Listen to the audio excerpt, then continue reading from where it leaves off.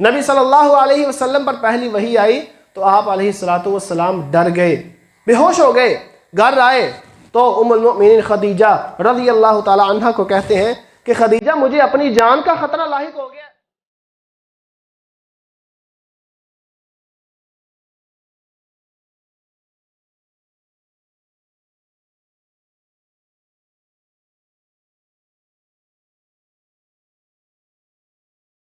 نبی صلی اللہ علیہ وسلم پر پہلی وحی آئی تو آپ علیہ السلام ڈر گئے، بے ہوش ہو گئے۔ گھر آئے تو ام المؤمنین خدیجہ رضی اللہ تعالی عنہ کو کہتے ہیں کہ خدیجہ مجھے اپنی جان کا خطرہ لاحق ہو گیا، میں اس قدر ڈر چکا ہوں۔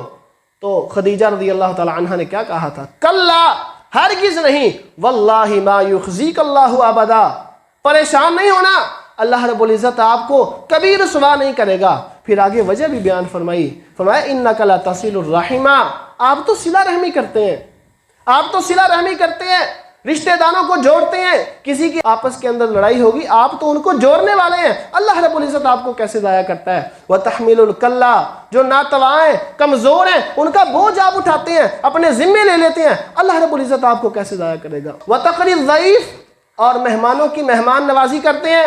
وتکسب المعدوم، اور جن کے پاس کچھ نہیں ہے، جو کمانے لائق نہیں ہے، آپ ان کو کما کر دیتے ہیں۔ وتعین علی نوائب الحق، اور جب حق پر بات آتی ہے، حق پر آنے والے مسائل کے اندر آپ ہمیشہ حق اور سچ کا ساتھ دیتے ہیں، اللہ رب العزت آپ کو کیسے رسوا کرے گا؟ رسول اللہ صلی اللہ علیہ وسلم نے فرمایا من احب ان یبسط له فی رزقہ وان ینسأ له فی اثرہ فلیصل رحمہ۔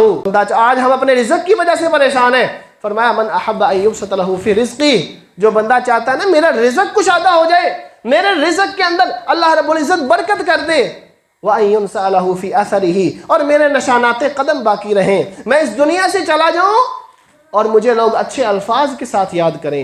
وَجَعَلْ لِي لِسَانَ صِدْقٍ فِي الْآخِرِينَ، ابراہیم علیہ السلام نے دعا کی تھی یا اللہ پچھلوں میں میرا ذکر خیر کے ساتھ رکھنا، تو اس کے جانے کے بعد لوگ اس کا خیر کے ساتھ ذکر کریں۔ فرمایا یہ چاہتا ہے اگر یہ دونوں کام کہ رزق کی کشادگی بھی ہو اور لوگ اس کو اچھے الفاظ سے یاد کریں، فرمایا فَلْيَصِلْ رَحِمَهُ، اللہ کے نبی کا فرمان ہے، فرمایا وہ بھی صلہ رحمی کرے۔